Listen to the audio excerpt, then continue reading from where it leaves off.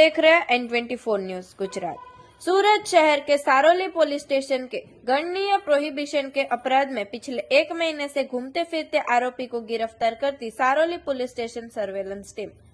police commissioner Shri Anupam Singh Gehlot Saheb तथा खास police commissioner Shri sector 1 तथा नायब पुलिस कमिश्नर श्री जोन 1 तथा